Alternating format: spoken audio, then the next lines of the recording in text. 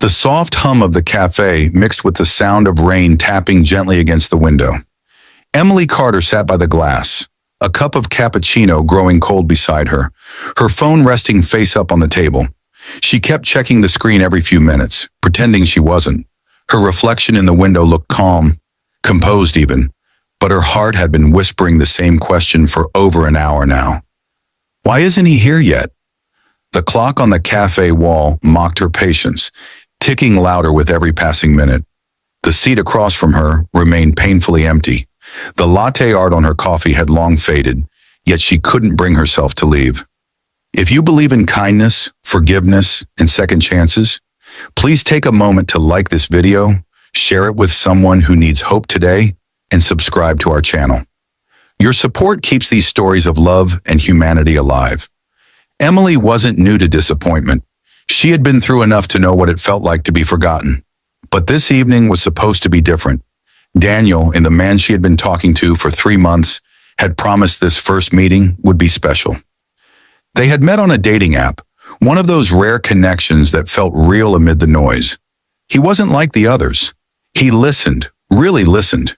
He made her laugh. He knew about her mother's illness, her late nights at the hospital, her struggle to balance work and loneliness. He said he admired her strength. For the first time in years, she felt seen. Now, as she stared at her phone, she noticed the last message she had sent him 2 hours ago. "I'm here. Can't wait to see you." The word "seen" had appeared beneath it earlier, but there was no reply. Not a single word. Her fingers hovered over the screen, ready to type again, but she stopped herself. She didn't want to look desperate. Still, a small part of her prayed that maybe he was just stuck in traffic. Maybe he lost his phone. Maybe he was running late, but would rush through the door any moment now, breathless and apologetic. That hope kept her sitting there. Outside, the daylight began to dim, and the cafe lights grew warmer. The waitress passed by, glancing at her table with a kind of quiet sympathy. Emily smiled faintly and shook her head when asked if she wanted another coffee. Inside, though, her chest felt heavy. She opened Daniel's profile on her app again, just to see his smile. That same smile she thought she'd see in person today. She waited for the familiar page to load, but it didn't. Instead, the words on the screen sent a chill through her. User not found. At first, she thought it was a glitch. She reopened the app, refreshed it, tried again. The same result. Her breath caught as she went to her messages, scrolling desperately, only to see that every conversation with him had vanished. Her heart started to pound, disbelief turning slowly into realization. He hadn't lost his phone. He hadn't been delayed. He had blocked her. For a long minute, she sat frozen. It felt like the world around her faded into silence, and only her heartbeat remained, pounding in her ears.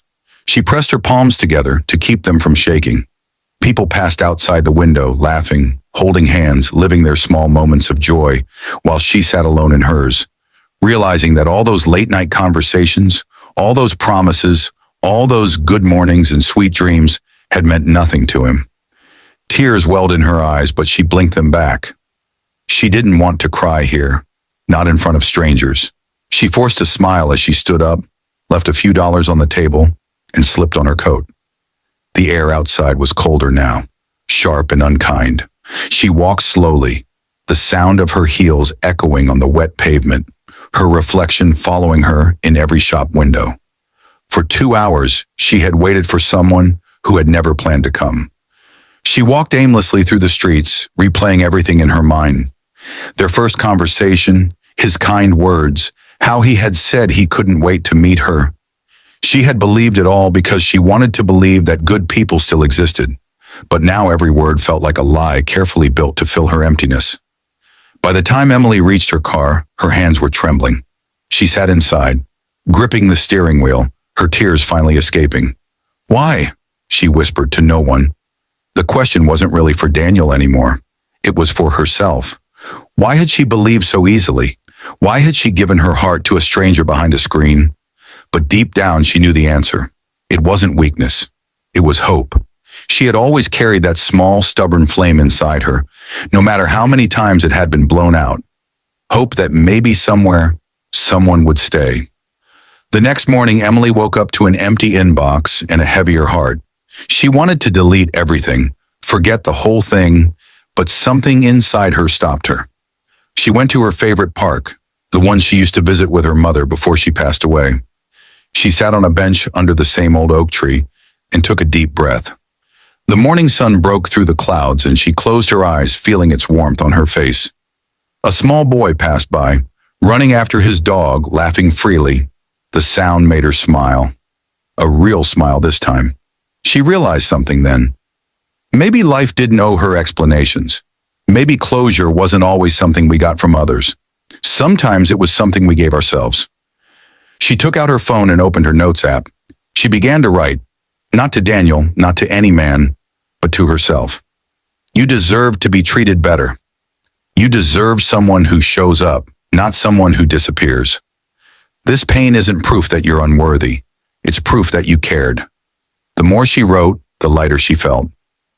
In the weeks that followed, Emily began to heal in small ways. She started going to the cafe again, not to wait for someone, but to enjoy her own company. She got back into painting, something she had given up years ago. Her art started to reflect her emotions, soft blues for sadness, warm yellows for healing. She painted a piece titled The Empty Chair. It showed a woman sitting alone by a cafe window, but the expression on her face wasn't of loss anymore. It was peace. That painting went viral online after a local art blogger shared it, calling it a portrait of resilience. People from all over sent her messages, telling her how they saw themselves in that painting, how they too had waited for someone who never came. Emily read each message with tears in her eyes, realizing how many hearts carried the same kind of quiet pain. But she also realized something else. Her story had helped others feel less alone. One afternoon, while setting up her small art booth at a local fair, a man approached her painting and stood there silently. He was tall, with kind eyes and a simple smile. "This piece," he said softly, "it feels like hope after heartbreak." Emily looked up at him, surprised by the way his words landed. She smiled. "That's exactly what it is." They talked for a while about art, life, and the little things that make it all worth living. His name was Nathan. He didn't ask for her number right away. Instead, he came by the next day, and the day after that. Weeks turned into months, and what began as a quiet friendship slowly grew into something deeper. Nathan wasn't perfect, but he was present. He showed up when he said he would. He listened without judgment.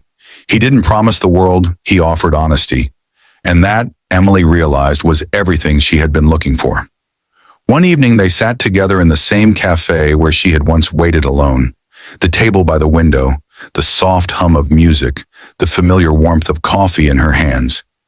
Everything was the same, yet everything had changed. She looked out at the street, remembering that lonely night, and then back at Nathan, who smiled at her in that quiet, reassuring way of his. For the first time in a long while, Emily didn't feel like she was waiting anymore. She was living.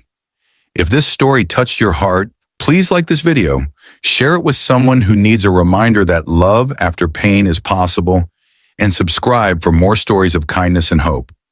Before you go, tell us in the comments, have you ever waited for